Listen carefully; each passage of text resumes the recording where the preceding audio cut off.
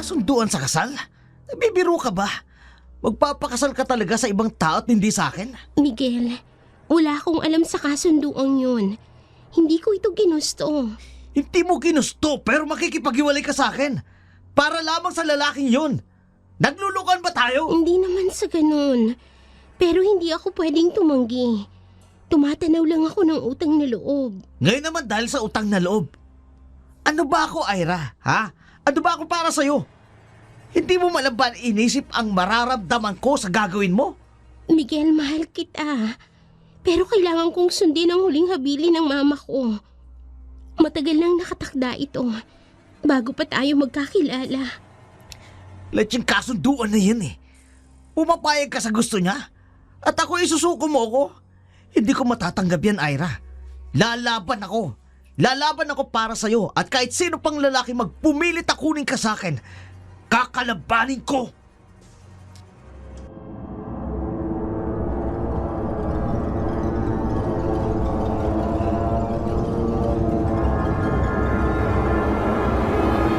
Utang na loob. Isang malalim na pakiramdam ng pagpapasalamat at pagkilala ng kabutihang loob na ipinakita ng isang tao. Sa loob ng maraming siglo, naging mahalagang bahagi ng kultura at tradisyon bilang Pilipino ang ganitong kasunduan. Ngunit minsan, ang utang na loob ay nagiging higit pa sa simpleng pasasalamat. Nauuwi ito sa komplikadong sitwasyon. Tulad ng isang kasunduan na hindi madaling takasan. Isang klasikong halimbawa nito ay ang arranged marriage o pagpapakasal sa itinakda.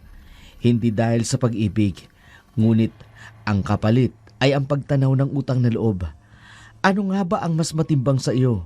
Ang utang na loob o ang isinisigaw ng iyong puso?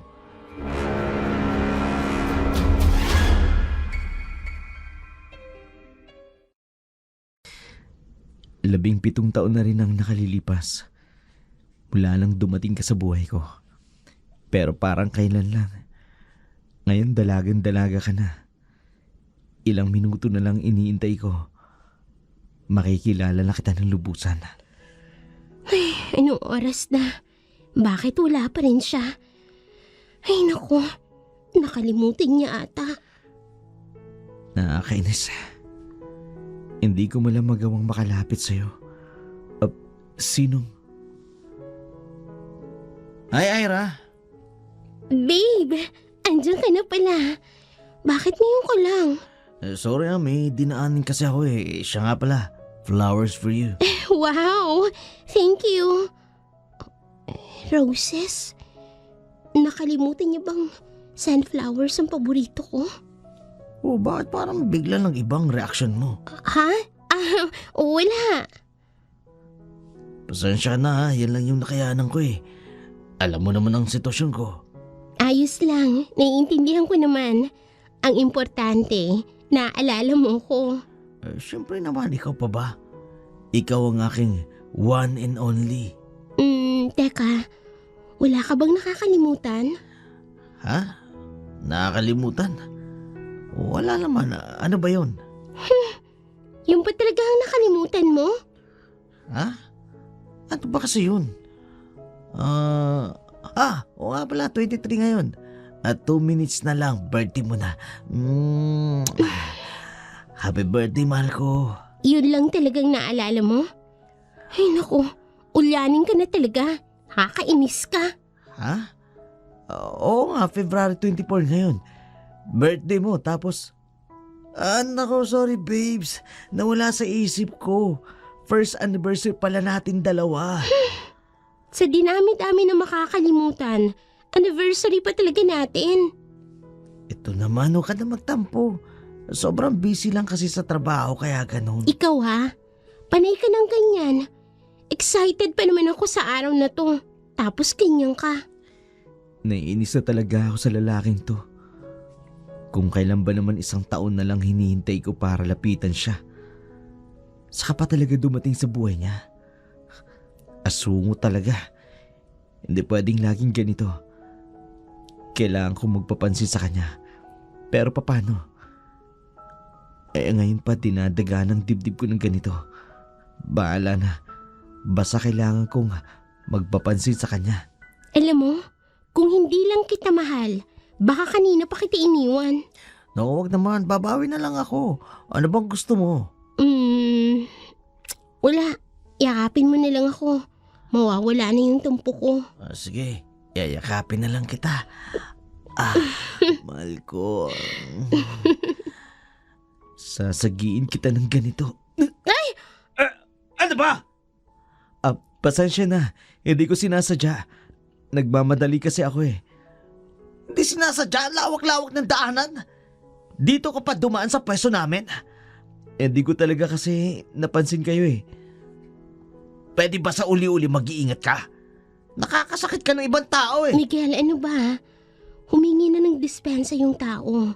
Huwag mo nang angilan pa. Paano panira ng moment eh? Pasensya na uli sa abala. Sino kaya ang lalaking ito?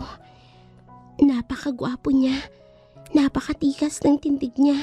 Oh, ano pa hinihintay-hintay mo? Tsupi na! Miguel, Sige, aalis na ako. Pasensya na uli ha. Kung nagkataon lang talaga na wala sa tabi mo si Ira, baka pinatulan kita. Walang yung matandang yun. Istorbo. Oh, Ira, bakit sinusundan mo pang tingin ng taong yun? Aray ko, bakit ka naman namamalo? hindi ka ba nahihiya? Binastos mo yung mama. At siya pa talaga ang kinampihan mo kaysa sa akin? Yung ginawa mo kasi hindi maganda. Kawawa naman yung tao.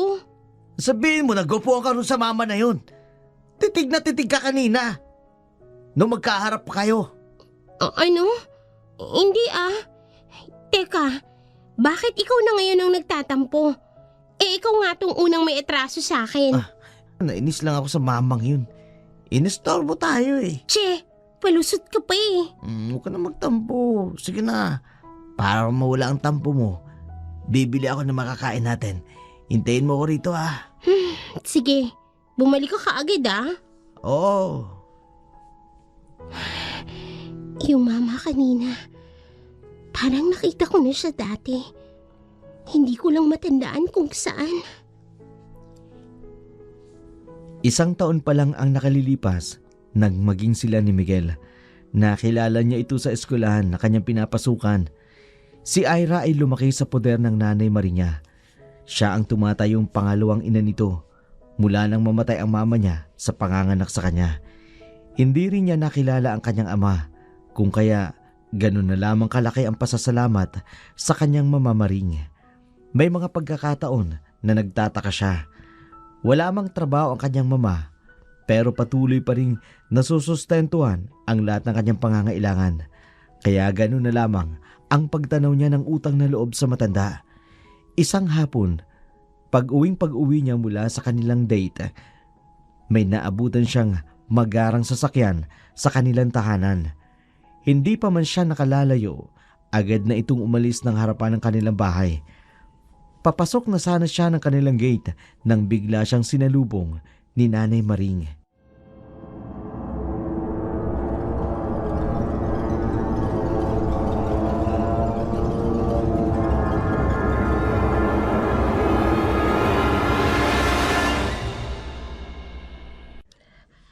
Ira, anak.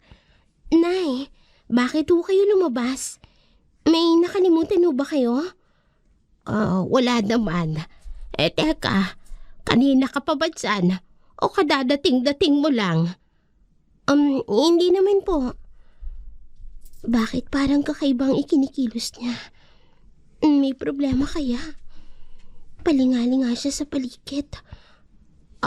Ira, anak. Siya nga pala. Happy birthday! Salamat po, Nay. Anak, 18 ka na. Ano bang plano mo? Nay, wag na ho. Di ho ba napag-usapan na natin na walang handaang magaganap? Yun lang ba ang pinoproblema ni Nanay? Kala ko naman kung ano na. Hindi naman ito tungkol sa dibo mo. Tungkol ito sa magiging kinabukasan mo. Kinabukasan ko? Bakit po? titigil na po ba ako sa pag-aaral ko? May problema ho ba tayo sa pera? Anak, hindi. Nay, kung ano man pong problema ninyo, sabihin niyo po sa akin.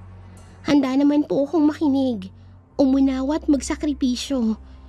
Magtatrabaho po ako kung kinakailangan. Anak, hindi ito tungkol sa pera. Tuloy ka pa rin naman sa pag-aaral mo. Kung ganon, ano po bang kinabukasan ng tinutukoy ninyo? Hindi ko po kayo maintindihan. Wala akong karapatan sabihin sa iyo ito. Tanging ang mamamulang ang maaring magpaliwanag sa iyo ng lahat-lahat. Alam niyo po, Nay, mas lalo po akong naguguluhan sa mga sinasabi ninyo. Matagal na pong patay si Mama. Mula nang ipanganak niya ako. Paano ho ba niya sasabihin sa akin yun? Anak, sa mismong araw ng iyong kaarawan, gusto ng nanay mong magtungo ka sa kanyang puntod. Doon mo ipagdiwang ang iyong kaarawan. At doon mo rin mismo malalaman ang kinabukasang tinutukoy ko. Sige po, Nay. Bakit pa bigla akong kinabahan? Pakiramdam ko, mula sa araw na yun, marami nang magbabago sa buhay ko. Halika na, ipinagluto kita ng paborito mong ulam. Ipaghahain na kita. Sige po, nagugutom na rin ho talaga ako eh. Ha? Ang florera ko, may sunflowers. Kanino kaya galing yun? Nay, may bisita ho ba kayo rito sa bahay kanina? Ha? Ay, nako, wala naman anak. Bakit mo na itanong? Kanina pa ho kasi kakaibang ikinikilos ninyo. Hindi naman po kayo ganyan dati. Ako, ang anak ko talagang ito. Kung ano-anong napapansin mo. Halika na nga sa kusina at kumain ka na. Nahahalata niya pala ako. Hindi ko maiwasang malungkot. Nalalapit na pala ang panahon na iiwan ko na siya. Nay naman naluluha pa kayo. Bakit po ba? Pakiramdam ko may nangyayaring hindi maganda. Dako, huwag mo akong intindihin. Masaya lang ako dahil dalaga ka na. Parang kailan lang inaalagaan kita noong sanggol ka pa. Ngayon nabay heto ka na.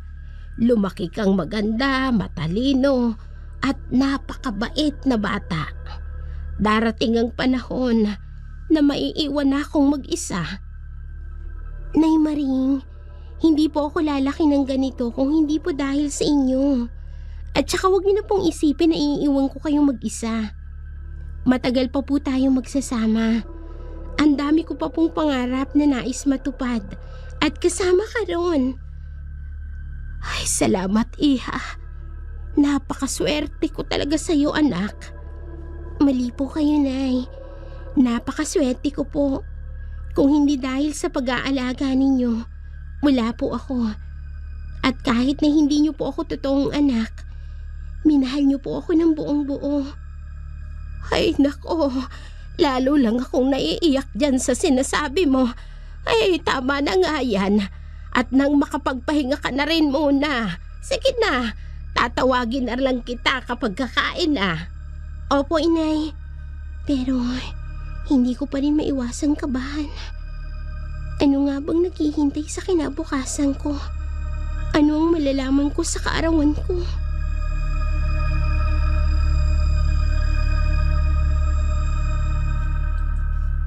Hindi maiwasan ni Ira ang mabahala sa kakaibang ikinikilos ng kanyang ina-inahan. Pakiramdam niya, may malaking pagbabago sa buhay niya ang darating na maaaring makaapekto hindi lamang sa kanilang dalawa, maging para sa sarili niya. Sa kanyang eskwelahan, may napansin siyang kahina-hinalang tao. Lagi itong nakabuntot at nakamasid sa di kalayuan. Wala ang kanyang nobyo sa kasalukuyan dahil may on-the-job training ito sa kursong pinapasukan niya. Kaya nito mga huling araw, mas madalas siya lamang mag-isa na pumapasok at umuwi mula sa kanilang eskwelahan. Kinakabahan si Ira. Ginagabi kasi siya ng uwi dahil sa daming reports na tinatapos niya. Ang lalaking nakabuntot sa kanya patuloy na sumusunod sa kanya. Nagmamadali siyang maglakad patungo sa sasakyan ng tricycle. Ito lamang ang tanging paraan niya para tuluyang makalayo sa lalaki. Pero hindi pa man siya nakalalapit roon sa sasakyan, biglang nagbago ang pwesto niya.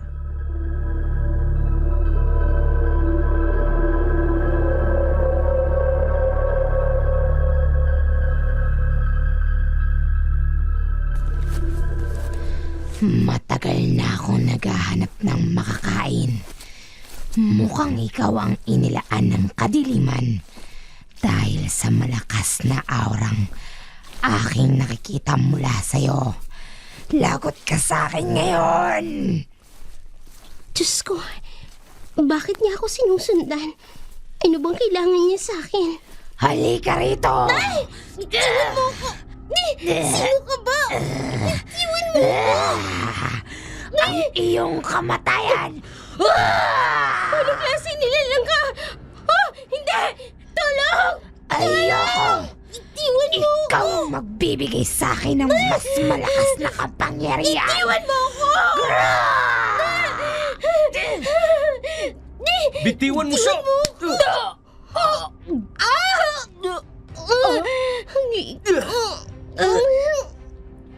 Sinong... ikaw? Ikaw na mababang uri ng nilalang. Lubayan mo siya kung ayaw mong ako mismo ang tumapos ang buhay mo. Oo, pasensya na. Hindi na ako muling magpapakita pa. Ay, Diyos ko. Akala ko mamamatay na ako sa kamay ng limaw na yun. Nakakatakot ang itsura niya. Miss, ayos ka lang ba? May masakit ba sa'yo? Ang liig ko. Nasugatan ng matalim yung mga kuko. Alika, sumama ka sa akin. Gagamitin ko ang sugat mo. Bakit ganito? Bigla akong nanghina sa paghawak niya sa braso ko. Bakit? Anong nangyari sa'yo? Pasensya na. Bigla akong nanghina. Mukhang nagulat siya sa presensya ko. Ang walang galang na nilalang na yun, binalap pang kunin ang pagmamayari ko. Kailangan ko munang kumilos ng normal. Ayoko matakot siya sa akin ng tuluyan. Kumapit ka sa akin, Ira. Teka, paano mo nalaman ang pangalan ko? Wala naman ako sa iyong binabanggit. Nakasulat kasi sa ID mo. Baka pwedeng isantabi muna ang pagtataka mo. Kailangan mo muna nating magamot ang liig mo. Pasensya na, pero hindi ko na talaga kaya. Ira, gumising ka! Ira!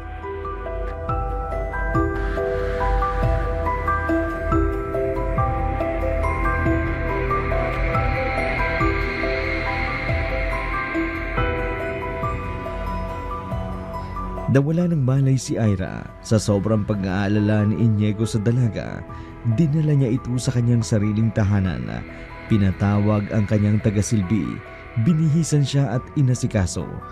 Pinagpahinga sa isa sa magandang silid ng kanyang tahanan at habang ito ay payapang natutulog sa kama, pinahiran niya ng isang kakaibang gamot ang liig ni Ira. Parang mahikang unti-unting naghihilom. Ni hindi nag-iwan ng kahit anong peklat sa kanya. Hindi napipigilang mapatitig ni Inigo sa natutulog na dalaga. Unti-unti niyang inilapit ang kanyang mga kamay sa maputi at makinis niyang muka. Mula sa noo, dinampi niya ang kanyang mga daliri, pababa sa matangos niyang ilong at sa mapupula niyang mga labi.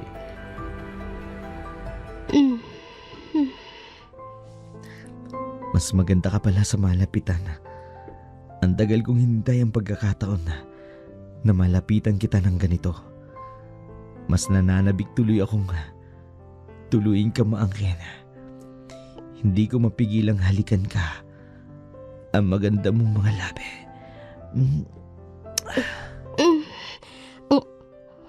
Ay, bastos! Sino ka? Nasaan ako? Anong ginawa mo sa akin? Bakit mo ako hinalikan? Huwag mo akong isiyan ng ganyan. Sino ka ba? At bakit ako naririto? Pasensya ka na kung hindi agad ako nagpakilala sa'yo. Ako si Inigo. Inigo Pasculete.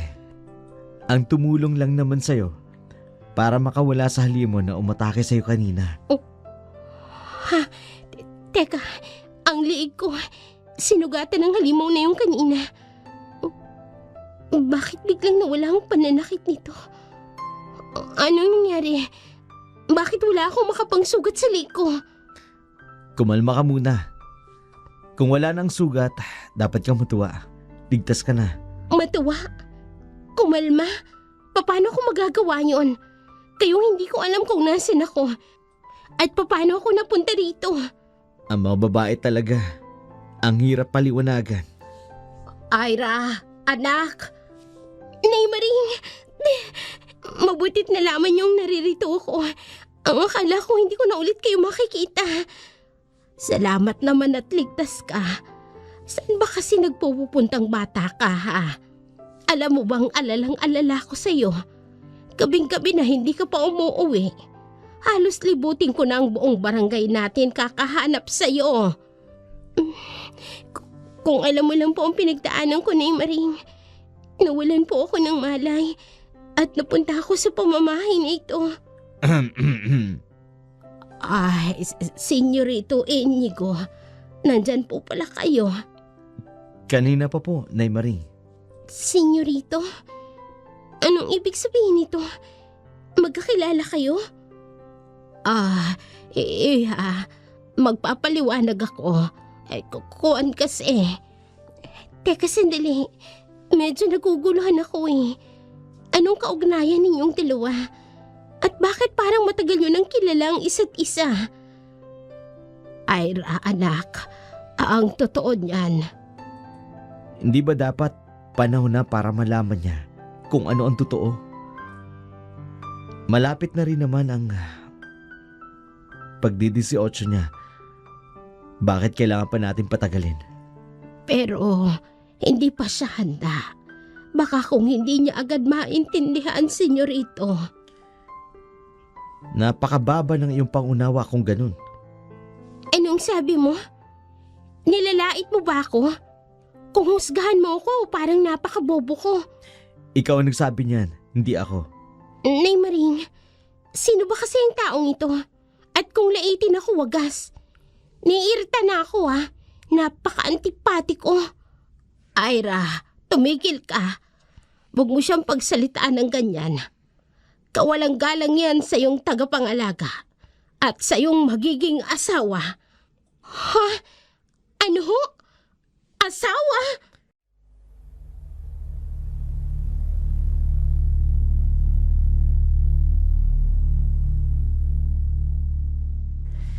Hindi malaman ni Nanay Maring kung paano ipaliliwanag ng maayos sa dalaga ang buong katotohanan.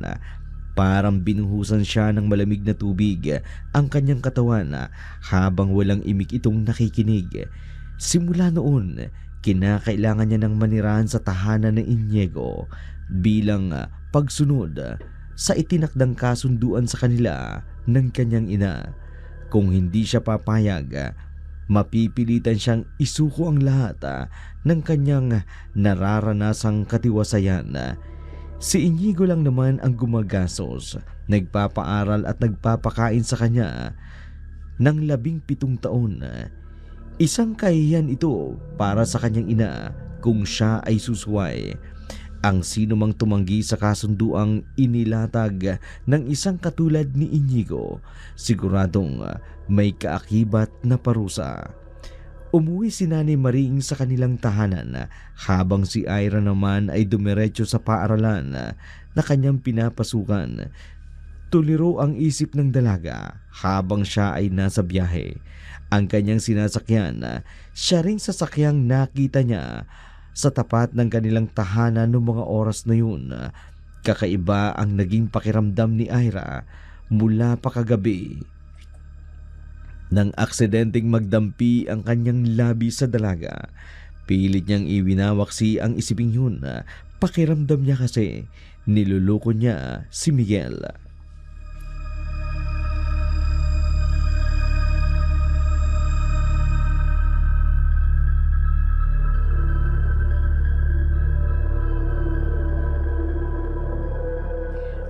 Manong, bakit dito nyo naman ako ibinaba mismo sa tapat ng eskwelahan ko? Ang daming makakakita. Nakakahiya. Pasensya na, ma'am. Siguradong pagtitinginan ako ng lahat ng estudyante nito. Ano bang gagawin ko? Tingnan mo kasi nilalabas. Mukhang babae. Ito na nga bang sinasabi ko eh. Pinagtitinginan na nila ako. Hindi na makahakbang ang mga paa ko. Babe! Ito ginagawa mo. Bakit nakasakay ka dyan sa sasakyan na yan? Halika nga rito. Miguel, mabuti tumating ka. Takpan mo ko. Ilayo mo ko sa mga tao. Tara na. At marami kang dapat ipaliwanag sa akin. Ito na nga bang kinakatakot ko eh. Ang magtanong si Miguel kung bakit ako galing sa sasakyan ng isang mayaman. Ay, si Ira pala yung pasahero. Pero, Di ba? hindi ba ampun niya? Oo nga, ampun siya, Anong di ginagawa ba? niya sa kanyan? Bakit hindi siya kayaman? Ayoko nang pinag-uusapan ako ng ganito. Andito na tayo sa lobby. Wala na masyadong tao. Pwede ba ipaliwanag mo sa akin? Miguel, kuwan kasi. Pwede ba wag ka na magpaligoy-ligoy pa? Ipaliwanag mo sa akin kung anong nangyari. Miguel, maghiwalay na tayo. Teka, linawin mo nga uli ang sinabi mo. Bakit? Baka mali ang dinig ko.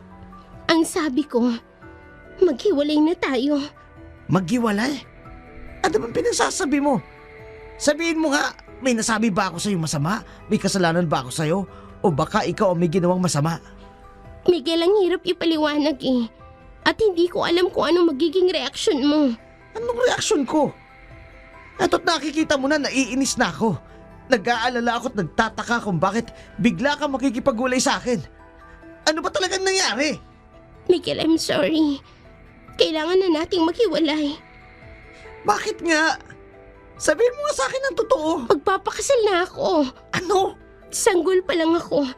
Ipinagkasundo na ako ni Mama sa iba. Kasunduan sa kasal? Nagbibiro ka ba? Magpapakasal ka talaga sa ibang tao at hindi sa akin? Miguel, wala akong alam sa kasunduang yun. Hindi ko ito ginusto. Hindi mo ginusto pero makikipaghiwalay ka sa akin? Para lamang sa lalaking yun? Naglulukan ba tayo? Hindi sa ganon. Pero hindi ako pwedeng tumanggi. Tumatanaw lang ako ng utang na loob. At ngayon naman dahil sa utang na loob. Ano ba ako, Ira? Ano ba ako para sa'yo? Hindi mo man lang ba naisip ang nararamdaman ko? O kung ano mararamdaman ko sa gagawin mo? Miguel, mahal kita. Pero kailangan kong sundin ang huling habilin ng mama ko. Matagal nang nakatakda ito. Bago pa tayo magkakilala. Leche, kasunduan na yan. Pumapayag ka sa gusto niya. At ako isusuko mo ko. Hindi ko matatanggap yun, Ira. Lalaban ako. Lalaban ako para sa'yo. Kahit sino pang lalaki magpumilit na kunin ka sa akin, kakalabanin ko!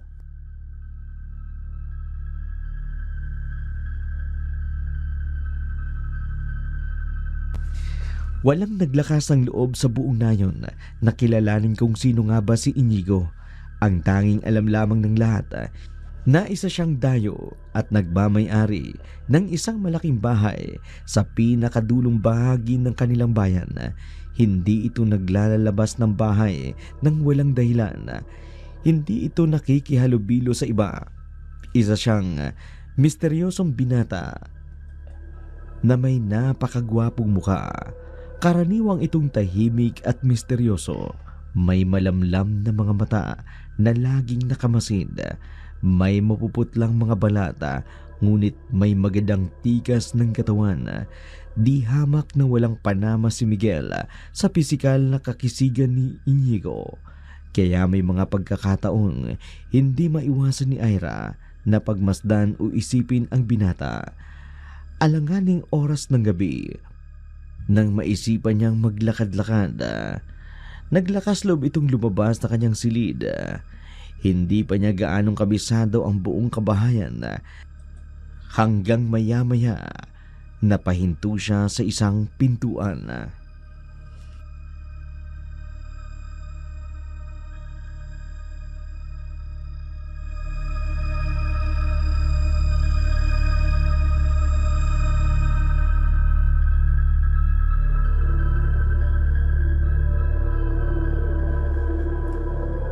Ang laki kasi ng bahay na ito. Madalas tuloy akong maligaw. Teka, makapasok nga muna rito. Ay! Butiki! Ayos ka lang ba? Munti ka na matumba. Ay, ang lakas niya. Nasalo niya ako agad. Ano ba? Itiwan mo nga ako. Di bitiwan. Aray ko! Ang balakang ko. Walang iya ka talaga, ha? Basta mo na lang akong nilaglag. Ang sabi mo kasi bitiwan kita. Madali akong kausap. Nakakainis ka. Hindi ka lang antipatiko. Bastos ka pa. So ako na ngayon ang bastos. Sino kaya sa ating dalawa? Sa pagkabigla ko, hindi ko man lang napansin. Nakatapis lang siya ng tuwalya. Lumayo ka sa akin!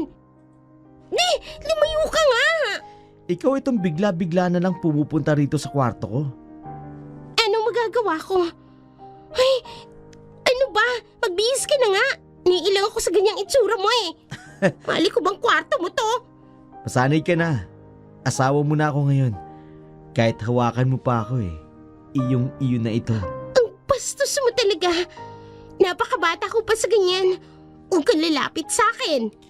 Kahit ano pang tanggi mo, ako at ako pa rin makakasama mo. Hindi mo kailangang ulit-ulitin. Huwag mong ilapit sa akin yung hubad mong katawan. Alam mo bang matagal kong hinintay ang pagkakataong to? Hindi ko na mapigilan ng sarili ko. Ano ba? Nakakainis. Tumatanggi ang utak ko. Pero ibang sinisigaw ng katawan ko. Ano bang nangyayari sa akin? Matagal ako nanabik sa'yo. Sa malayo lang kita noon nakikita. At ngayon nandito ka na sa harapan ko. Hindi na kita pakakawalan. Inigo, ano bang ginawa mo sa akin? Bakit ako naakit sa ginagawa mo? Hindi mo makakayang tanggihan ng isang katulad ko, Ira. Tandaan mo, ikaw ang nakatakda ko maging asawa. At lahat ng ginagawa ko ay tutugunan lamang ng katawan mo. Hindi ko talaga siya magawang tanggihan. Ang katawan ko mismo ang kusang nananabik sa kanya. Ano bang klaseng tao ang pakakasalin ko? Bakit wala akong kalayaang tumanggi sa halik niya? Ira, bigyan mo ko ng tagapagmana. Gusto ko sa'yo magmula ang panibagong lahi ko. Ang lahing aswang. Ikaw magiging reyna ko. Isa kang aswang? Hindi maaari ito. Ayoko magpasa ilalim sa kapangyarihan mo. Ira, tanggapin mo na ang katotohanan. Wala ka nang magagawa ngayong gabi. Mangyayari sa atin ang pag-iisang dibdib. Inigo.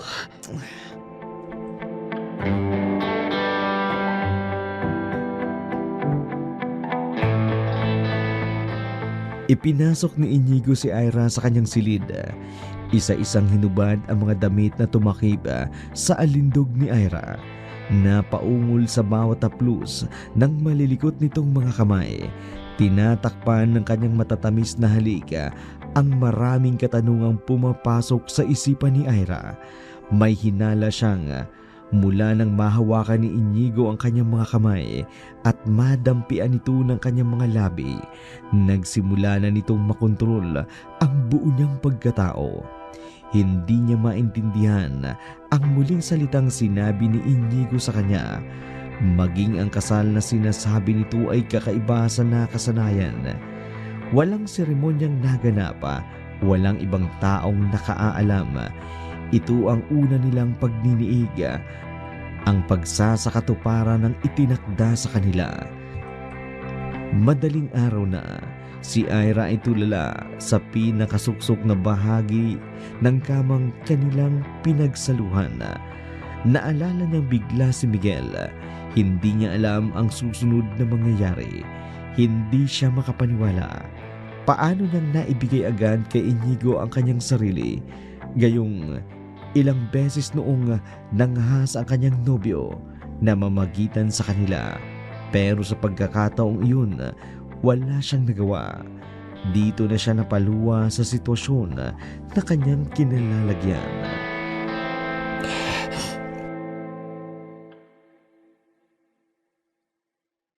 Ano nang mangyayari sa akin ngayon? Umiiyak ka? Anong pakialam mo? Ito ang gusto mo, di ba? Ang pahirapan ako.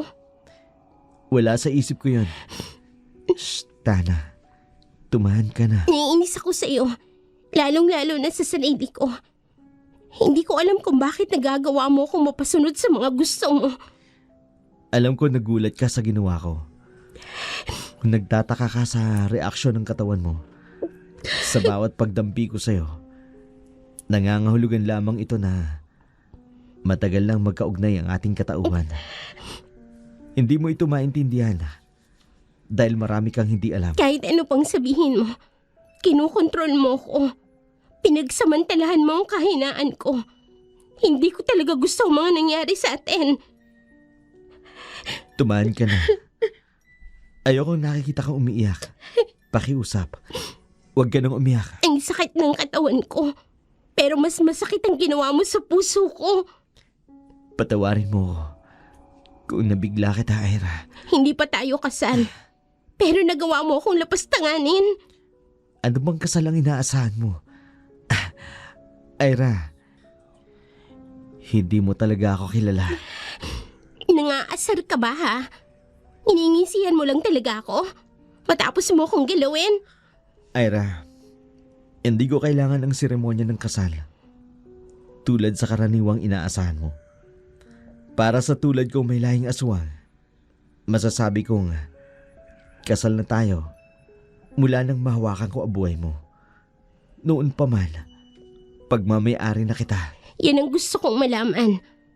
Anong nangyari sa iyo noon ni Mama para pumayag siyang ipagkasundo niya ako sa iyo? Buhay ko ito. Ako lang ang maaari magdesisyon kung sinong pakakasalan ko.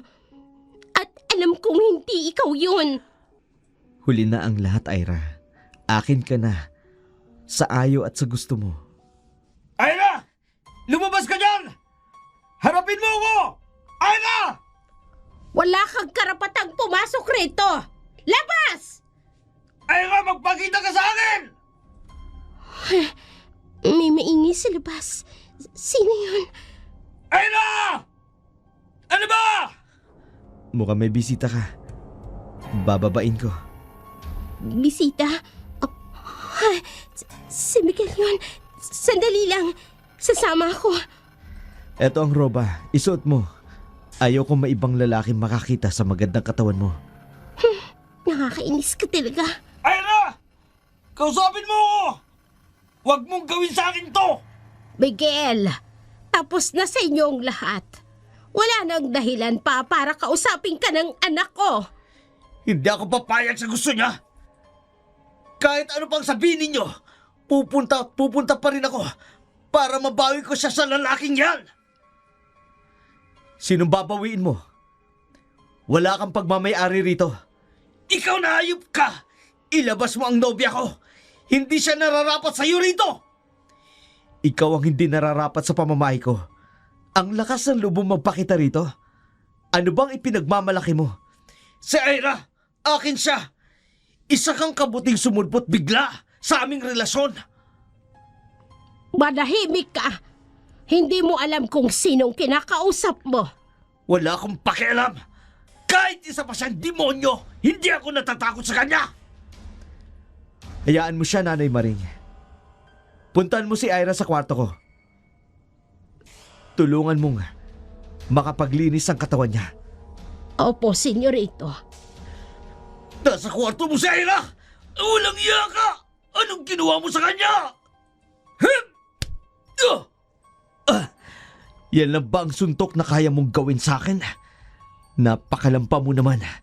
Ang braso, pinipilibit mo! May gatas ka pa sa labi. Sarili mo nga, hindi mo maipagtanggol. Si Ira pa kaya? Isa kang alimaw!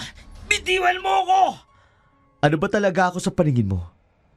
Kanina demonyo, ngayon naman halimaw. Wala ka man lang tinama ang hula mo tungkol sa akin. Kung ako sa'yo, umalis ka na. Baka kung ano pang magawa ko sa'yo. Hindi ako alis dito! Hanggat hindi ko kasama si Ira! Hindi mangyayari yon. Dahil kahit anong gawin mo, hindi nasasama sa'yo si Ira. Sinungaling ka! Hindi ako maniniwala sa'yo hanggat hindi sa kanya mismo nanggagaling ang lahat ng yan! Ang mga braso ko, ang lakas na! Mukhang hindi ko siya masisindang. Kailangan kong puntahan si Ira sa silid niya. Itatakas ko siya! Saan ka pupunta? Ang lakas talaga ng loob mong takasan ako. Huwag mo siya itago sa akin! Hindi na siya pwedeng magpakita sa'yo. Wala ka ng karapatan na mahawakan ni dulo ng daliri niya. Ako na ang asawa niya. Pagmamay-ari ko na siya. At hindi ko hahayaang magkaroon ka pa ng pagkakataon na makipag-usap sa kanya. At bakit hindi? Naangkin ko na siya. Ano? Akin na siya. Sa ayaw at sa gusto mo. Walang iya ka! Inagaw mo sa akin na babaeng pinakamamahal ko!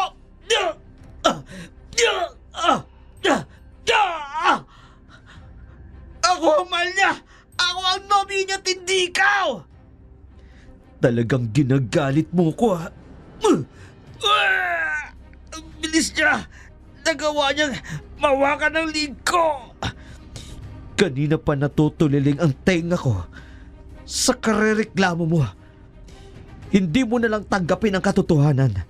Asawa ko na siya at hindi na siya mapupunta sa'yo. Umihigpit ang pagkakasakal niya sa akin. Hindi ako makahinga. Kanina pa ako nagtitimpi sa'yo.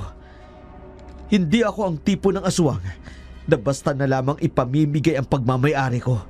Kung tutuusin, binabawi ko lang siya sa'yo. Dahil akin talaga siya. Ikaw ang kabuting biglang sumulpot sa aming dalawa. Kaya kung sino man ang dapat mawala rito, ikaw at hindi ako. Ang kanyang itsura,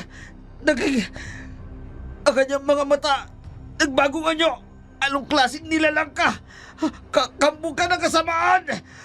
Kampo ng kasamaan ang kinakasama ng nobya ko! Mamamatay ka! Bitiwan mo ako! Inigo! Tama na! Ira, Bitawan mo na si Miguel! Huwag mo siyang papatayin!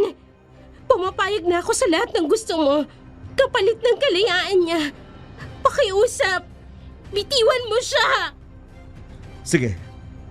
Etong kaibigan mo. Miguel!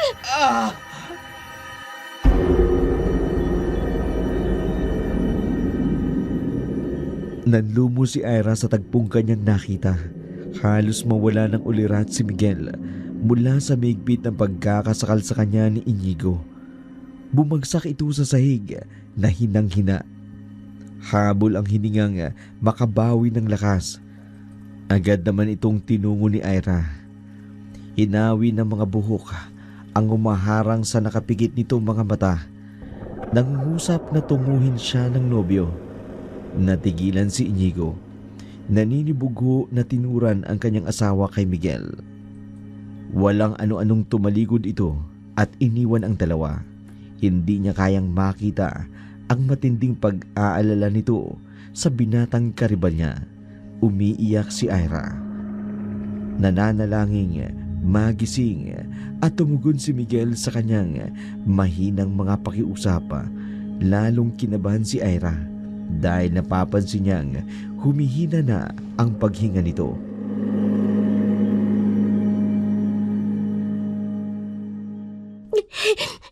Miguel! Miguel, gumising ka! Sagutin mo ako! Pakiusap, Miguel! Ay, Diyos ko! Huwag niyo naman sanang hayaang humantong sa ganitong lahat. Huwag niyo hayaang madamay si Miguel sa mararanasan kong parusa. Kahit ako na lang po ang mahirapan, Diyos ko. Kinuha niyo na noon sa akin si Mama. Huwag niyo nang kunin sa akin si Miguel. Hindi ko po mapapatawad ang sarili ko. Kung pati siya ay madadamay sa gulong kinasadlakan ko. Pakiusap. Pakinggan mo ang panalangin ko.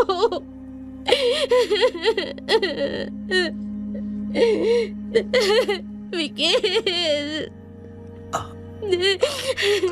Ira, Miguel, salamat po, Diyos ko. Nagkamali ka na. Maraming salamat po. Ira. Totoo ba? Huwag ka na munang gaano magsalita. Halika, tumayo ka riyan. Dadaling kita sa ospital. Ira. Totoo ba? Tuluyan mo nang tinatanggap ang lalaking yan sa buhay mo. Siya ba talaga ang pipiliin mo Miguel, kesa sa akin? Miguel, patawarin mo ako. Wala na akong nagawa. Wala na rin akong may pagmamalaki sa'yo. Tuluyan na akong na ang kiniinyigo. Miguel.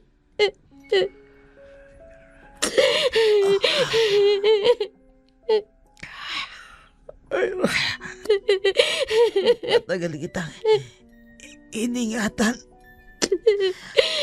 Nangako sa isa't isa na tayong dalawa lang ang magsasama. Para tayo humatos ka dito. Miguel, mabilis ang mga pangyayari. Tawak ni Inigo ang buhay at kinabukasan ko. Wala akong karapatang magreklamo.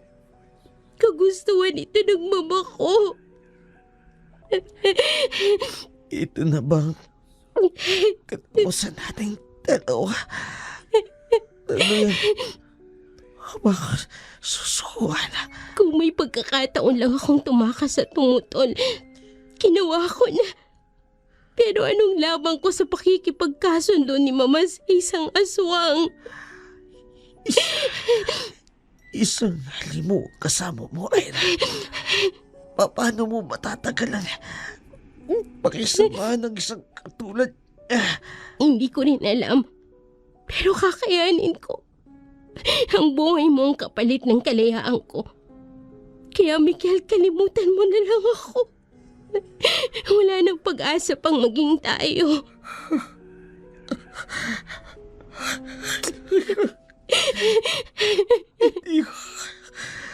Hindi ko kaya maulak. Bakal na mahal kita. Mahal na mahal rin kita. At gagawin ko ito para sa kaligtasan mo. Babalik ako. Oras na malaman ko mahirapan ka ng hayop na yan. Hindi ako mangingiming bawiin ka sa kanya. Miguel.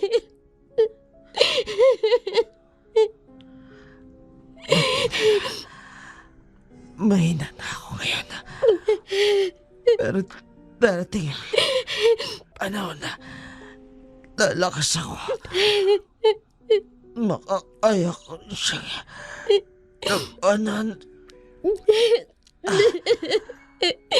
Miguel! Ingat ka.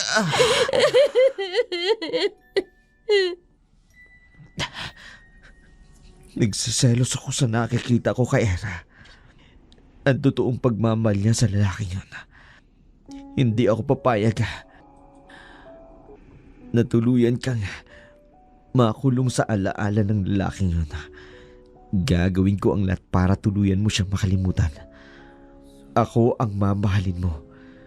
Simula sa araw na to, malalayo ka sa kanya.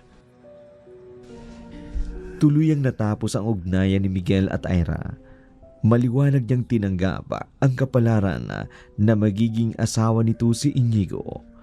Wala man siyang kasiguraduhan kung ano ang magiging kahihinatnan ng lahat, lalo pat nasa kamay na nito ang kanyang kinabukasan. Patuloy pa rin si Ira sa pag-abot ng kanyang mga pangarap. Normal na namuhay, estudyante sa umaga, uuwi sa bahay sa gabi. Ang nagiging routine niya. Lumipas pa ang ilang buwan. Nakadama ng kakaibang pagbabago sa kanyang pangangatuan si Ira. Hindi niya tuloy maiwasan ang mag-alala. Baka kung ano ang nangyayari sa kanyang kalusugan. Bukod kasi sa napakaraming gawa ni Ira sa eskwelahan, napapabayaan niya na ang kanyang sarili. Hindi na siya nakakapagpahinga ng maayos. Hindi rin siya nakakakain ng tama sa oras. Namumuhay siya sa lungkot at pangungulila. Hindi siya makalaya. Hindi niya nagawa ang mga bagay na nakakapagpaligaya sa kanya. Isang hapon, pinunta ni Ira si Nanay Maring. Dito niya isinangguni ang masama niyang pakiramdam.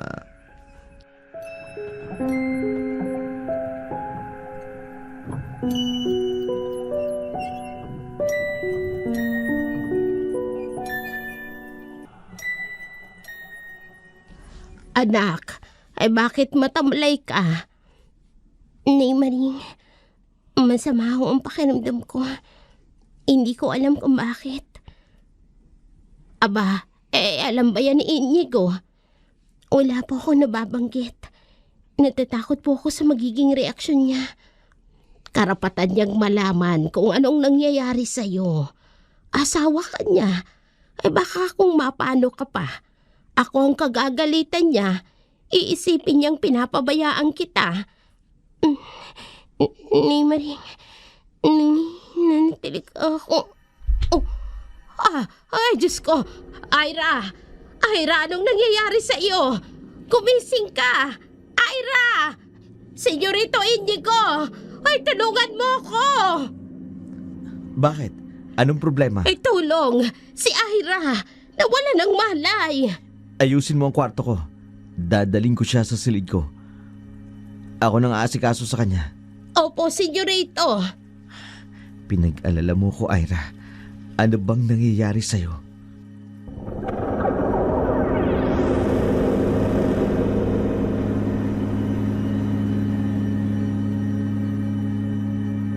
Ang kapalaran ay tinanggap niya kapalit ng kanyang kalayaan. Hindi niya pa rin alam ang katotohanan sa likod ng kasunduan ng kanyang ina at kay Inigo. Sa ngayon, magpapatianod na siya sa agos ng kanyang kapalaran. Ang utang na loob na tatanawin niya kay Inigo ang tanging dahilan niya kung bakit siya nabubuhay at tinitiis na manatili sa puder ni Inigo. Kasabay ng pagpapahalaga niya sa kaligtasan ng lalaking kanyang pinakamamahal. Tunay nga ang pag-ibig kapag nanaig sa puso ng tao, nagagawang magsakripisyo para lang maipadama sa isa ang wagas at totoong damdamin. Ang pinakadakilang pag-ibig na maaaring taglayin ng sinuman para sa kanyang mga kaibigan, ang ialay ang kanyang buhay para sa kanila. Shout out time! Kumusta po kayo mga gilo naming taga-subaybay at supporters po ng Dark Shadow 101? Una po sa lahat, nais ko pong magpasalamat sa ating dalawang subscriber in Hong Kong na talaga namang nagbuhos ng kanilang biyaya sa aking pag-uwi sa Pilipinas. Maraming salamat po kay Ma'am Juanita Par. Guys, please subscribe po ang channel na ito. And of course, kay Kisonyan ako ng Quezon or kay Alona. Maraming salamat sa inyong dalawa na nag-effort talaga upang makamit up ko sa Hong Kong. Ayan, thank you so much. I really appreciate your effort and time. And may the God bless you always. And of course, pasalamatan po natin ang ating mga channel members. Napansin ko po na meron tayong mga bagong channel members. Malaking tulong din po ito para mapunan po namin yung aming budget sa production. So malaking tulong po yun mga kaibigan, ang inyong membership fee. Pasalamatan natin ang ating mga regular channel members na sina Aida Odebella sa Teresa Evangelista. Ayan, 10 days po na nag-subscribe or nag-member sa ating channel. Midnight Blue, Richelle Sonyo, Apple May Tanwako, Tamol Tansapobia, Pearl Ayami, Karina Climen, Almira Aludo, Edong Bulalo, Tony Boy, and Ma'am Jenny Villanueva. And of course, ang ating din pong affiliate channel members na sina Ate John na Vlog and Ma'am Baikong Tausi.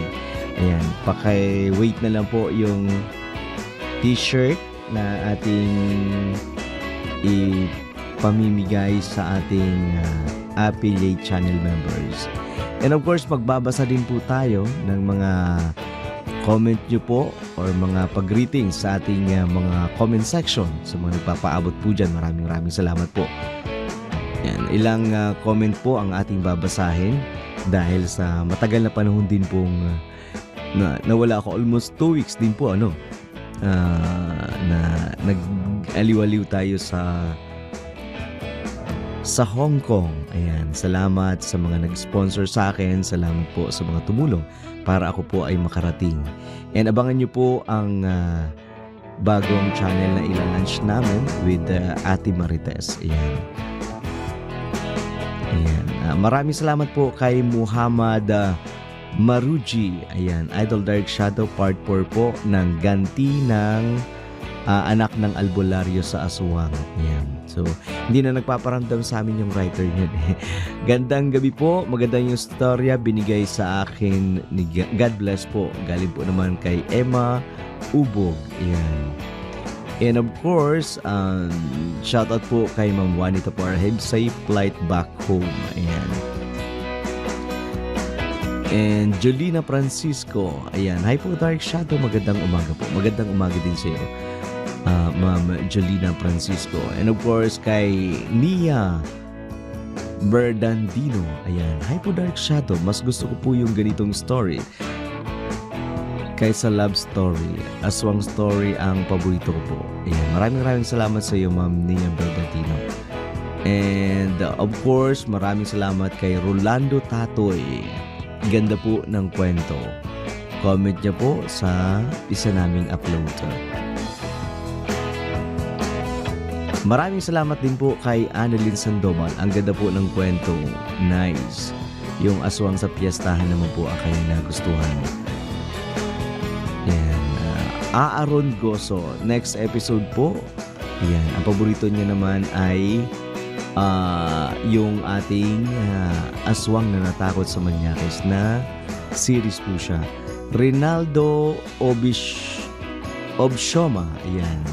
Part 2 po, Dark Shadow nung Isla Matiktik. Ayan. So maraming din po nagre-request. Ayan. Annabelle Endablas. Ayan. Wow, grabe ng story. Ganda lahat. Puro aswang. Ito naman po ay yung mga comment niya sa ating marathon video. Raylan Natividad, maraming salamat. Vicky Booth, ayan. Si Dudes Jonko, maraming salamat din po. Espedito Duarte, maraming salamat po.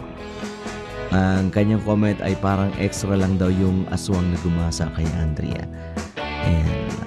Maraming salamat po sa inyong mga comment na makakatulong din po sa ating mga writers para lalo pa nilang pag-igtingin o pagandahin ang kanilang mga sinusulat dito sa ating channel. Maraming salamat din po kay Kisonyan Ako, Hong Kong. Ayan, watching and listening here. Finally, may update na.